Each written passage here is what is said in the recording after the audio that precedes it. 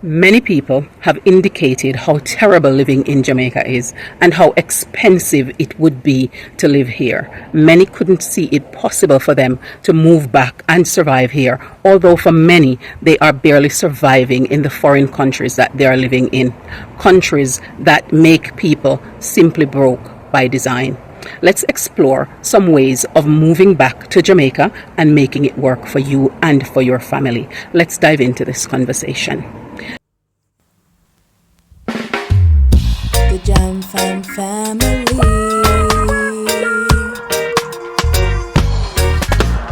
Jam Fam, come hang with me. Yeah. Hello, Wagwan. Big up yourself. Whether you're there yard or you're there abroad. Welcome back to another episode of Life with the Jam Fams, where we're going to be looking at returning home and how to make it work for you. So in this episode, we're going to be exploring the possibility of having the means to move back to Jamaica and making it work, if that is really what you want to do at any age and not just at the age of retirement. So you don't need more money, just different expenses and priorities. You can swap high mortgage, high rents, inflated council taxes and housing taxes for much lower costs and much better accommodations. You can give up your car notes or lease and ride on taxis based on your needs and have mutual community support. Manage your monthly grocery costs, supplementing it with backyard gardening and bartering, reducing your utilities through water harvesting and renewable energy options. How exactly can you do this? I'm glad you asked. The first thing to consider is a source of income. And many people are either building remote income or local income. What they're looking at is how they can be efficient. So some people are coming and they're returning because they have remote jobs. Some people have shops that they do e-commerce in. Some people are doing other online work to support them, and some people have set up other streams of incomes in the countries they're coming from before they get here, so that can help them to survive for a period whilst they're establishing themselves here. Some people are coming here and building businesses, building them from the ground up so that they can see how they can build out using their ideas and finding a niche, using their skill sets that they have, or meeting needs in the marketplace. The whole point here is to simply ensure that you are being efficient. The second thing to consider is your implementation. Now, have a clarity in how you plan to establish and how that can be adapted if things aren't going as you expect them to. With this, we need to be pragmatic because Jamaica has a myriad of bureaucratic chains and levels that you have to go through in order to get things done that you want to do. And until that changes, we just need to figure out how to pragmatically work with what is available. There are also issues with workers and training people up and getting people to be as efficient as you want them to be when you come into the country, and also with getting professional, skilled laborers to do things for you that you need done, and maintaining timelines. So you need to be able to figure out how you're going to work with these situations that you have and ensure that you have a budget that can help you to be able to fulfill some of the time that it's going to take you to get yourself established. And the next point is operations. One need to have a structured system and timelines for realizing their goals and their ambitions, and ensuring that the operations that they are going to be running is going to be effective and efficient so that they can be as productive as possible.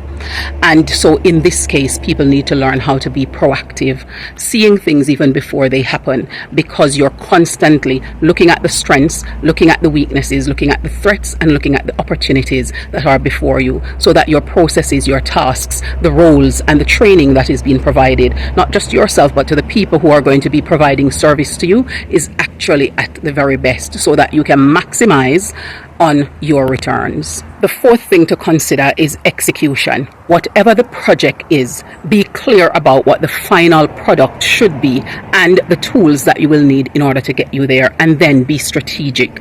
Use promotions, opening, and reputable services so that you are then able to be most productive with your execution of the project that you have envisaged for yourself, and also with the execution of your move as well. So this need to factor in the processes you're going through to be able to realize your move, as well as to realize what it is that you're going to set up and establish to ensure that you are then able to survive on the island in the way that you want to. Remember, the lifestyle you're going to live is one that you choose, and therefore you need to be ensuring every step of the way that you are putting each of these highlighted points in every aspect of whatever it is that you're planning out to do. Number 5 is relevance. One need to ensure that whatever it is that you're going to be doing, you're keeping abreast of the growth and the transformation in your life as well as the environment around you. You need to make sure that you're being pertinent. You need to keep up with changes. You need to maintain protocol, and you need to ensure that you have all the added provisions that are required to make sure that you are being relevant. You need to ensure that the information that you're using to make informed decisions are information that are up to date. So you need to keep abreast, get information as much as possible about the country, and get information from a variety of different sources so that you can weed through and see the things that are biases, the things that are just misinformation, and then you can get down to the finer details of the things that are most relevant and valuable to you, to not just plan out your return but to execute it with efficiency, and that when you come on the island and whatever it is that you're going to be establishing, that you are able to do so with efficacy. It's about ensuring that you are trying to make sure that you are maximizing on everything that you're doing by using relevant information, up-to-date information, and also making sure that the resources that are around you are serving you in the best way possible so that you can actually return to Jamaica and make life work as best as possible for you and have the quality of life that you envisage that you would have when and if you return to the country. So please tell us in the comment section below, what are some of the ways that you think that you could actually implement a return plan and have it work for you? Tell us in the comment section below. Anything that we have left off here, that those of you who've already executed with efficiency and are on the island living and thriving, do tell us in the comment section below what were some of the things that you did that make it possible. And for those of you who come and we all reflect after we've done things, if you want to share some of the things that you've reflected on that you would have done differently, please make sure to put that in the comment section below as well, so people can have that as insight to help them. We don't always have to learn from one mistake. We can learn from other people too. So just share up the information so people can have it, and then people can use it, because it's good to just not have to make the same mistakes that other people have. Watch her, she don't know, send me a video right now. Eliona! Come here. Oh guys, I wanted to show you this. Look at her toes. Put them back. We never get to. Look at her toes with matching colors. And look at mine. Yeah, got new toenails done courtesy of Eliona's boutique. Yeah, she say our skills. So we're going to be heading out, and she must glad say she not have school, so she can't actually depend on gadget today. That's not why. I'm filming content. Oh, you're filming your content? Yeah. Okay then. So anyways, we need to skedaddle because time is up on us, and we have one tropical wave on us at the moment, and so we can't afford to make rain catch me out of town, because that is just, I don't know how Jamaica rain fall already. It's like somebody hold one massive bathtub and just keep our swimming pool and just keep pouring it out till it finish. And so it's torrentially when it come down, so we don't want it to catch us out of town, because then it become difficult to get taxi and things like that. So we're going to just walk down to our street and go get a taxi. So you ready, madam? I'm going to get the rubbish bags because we're taking it down with us to the taxi, near the taxi place. So we have a rubbish store for the rubbish just up the street there, and we're just going to walk there and drop it, and then the taxi, wait there for taxi, for the bus or taxi. So we'll see you when we get to town. I am heading out again on the town. Parental duty calls. I'm going to go out to our first PTA meeting for the year. I need to go and see what the agendas are and highlight, so I'm in the know as to what things are going on and what things they have planned for the year and how we're going to overcome any of the hurdles or the challenges to the start of the school year. And so it's something that I get to be actively involved in. And I tried to make an effort to do that when I was in the UK as well, to make sure I attend all of those things, because especially for the fact that it was primary school, and so we could go and do that. Now, I still want to know that I'm involved, and especially the fact that I have more of my time to devote to parenting now that I'm here in Jamaica. It means that, these are the things I can't afford to miss. So if they are online, I want to be there. If they are in person, I want to be there. So I will keep my consistency going, because as parents, you've got to be involved. You've got to be aware of what's happening in these parent-teachers meeting. And this is just the PTA side of it. I'm not talking about parents' consultation where you go in to talk about your children's progress. This is a general meeting where we're just going to be talking about different things that's happening in the school and the school year, and how parents can play a part and also have a voice to get things heard. So here we go. I'm going to do that to the best of my ability today. I was just having to step back out of the sun a little bit, because I was heading out and I have my hair down. Normally I have it catch up, and the fact is I just had to stop to think how much I admire the fact that ladies can have in these extensions, thick bunches of them, down on their shoulders, down their backs, all the way down. This thing, I mean, I have to keep putting mine up to get the heat, to help my neck to be able to help to cool my body down. It's part of the surface area that helps to cool us down. So it's admirable for those people who are able to wear it and don't even feel 1 inch of discomfort by it. Or do they feel the discomfort, but it's take the pain to achieve the beauty that they're aspiring to. If it's your experience, let us know in the comment below. How are you with long hair?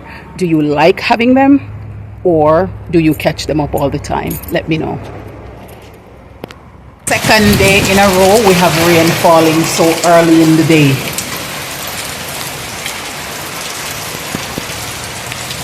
Yep. And I know some of you like to hear the rain on the roof and how it sounds, so I thought I would give you a little bit of an opportunity to taste how it sounds and to just reminisce on that experience.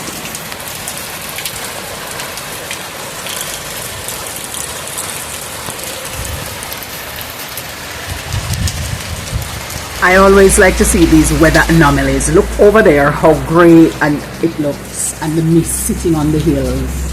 And then if you look over there, hopefully you can see it just as well as I am. If you see that nice clearing that looks like sun shining down on there nicely, and then back over the other end, look at that, and then look at the sky.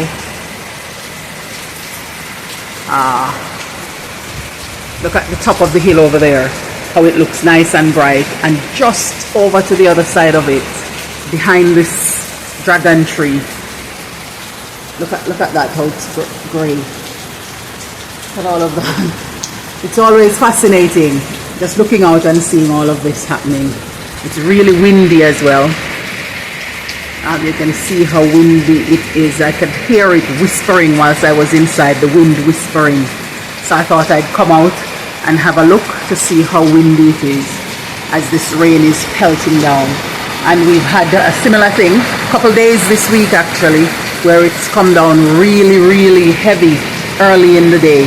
It's just after 12 going to 1 o'clock, and it's pelting down like crazy. I think we've got a few tropical waves happening across the Caribbean, so this is what it brings. and we're always thankful for the water cooling down the ocean and cooling down the land. So it's always good.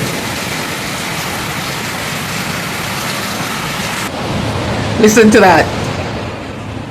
Just listen. It's so melodious, that sound of the rain pitter-pattering on the roof. When you were a child and you hear that, what came to your mind? What were you thinking about? Tell us in the comments below. And as an adult, when you hear it, how does it make you feel? Tell us in the comments below as well. We look forward to reading it. You know, I'm just going to sit and relax for a few minutes and just enjoy that nice sound. I am genuinely craving dessert. So I decide I need to make myself something desserty. Now, see over my shoulder, those bottles that were in front of me before, we packed them up in a crate, and now I need to do the next step, which is to go exchange them for actual drinks.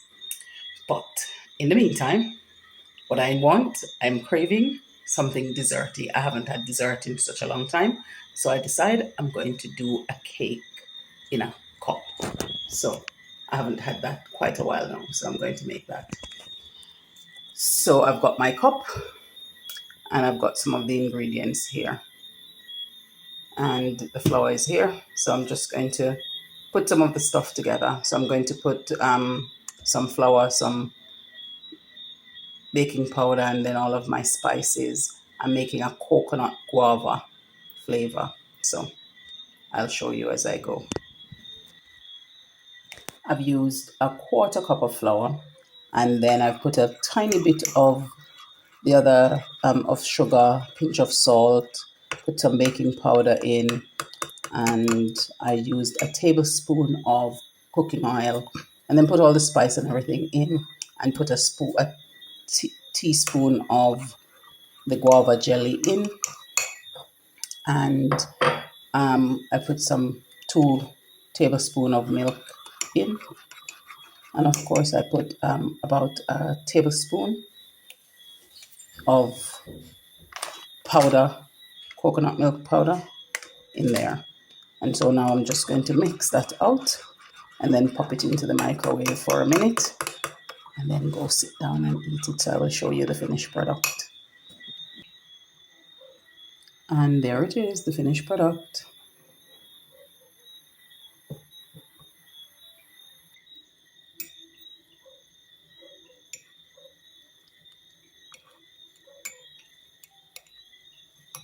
And now I'm going to taste. It's still hot. So let's see how it tastes. Wow. I haven't had this in such a long time, and I really don't want something that's sweet, so I had to make sure I wasn't going to use too much. I just want a dessert taste.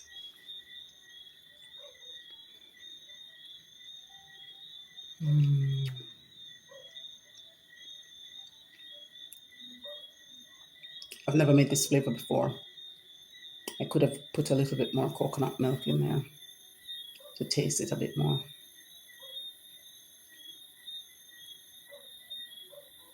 But I like the guava taste that I'm getting. So yeah, next time I'll put a little bit more coconut milk. I'm going to go eat it now. The Jam family.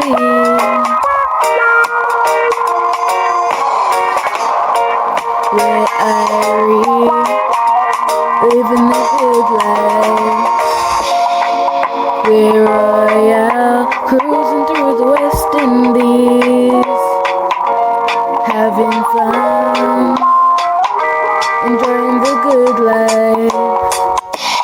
Jam family, the Jam family, yeah.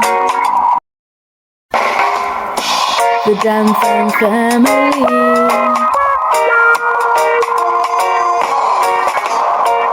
Where living the good life. We're royal, cruising through the West Indies,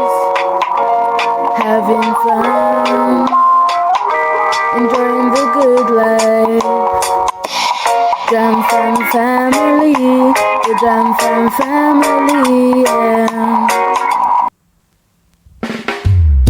The Jam Fam family.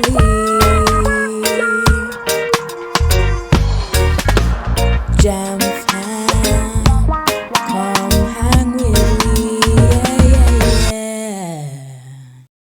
yeah. Thank you for engaging in the comment section, and for those silent subscribers and JamFam tribe members who've come out and shared their information. We appreciate you for coming out and doing so. For those people who are consistent in their engagement and interaction in the comment section, we appreciate and value you as well. Thank you again for staying with us here on this another episode of Life with the JamFams. Bye for now. We look forward to seeing you in the next one. Do take care and walk good.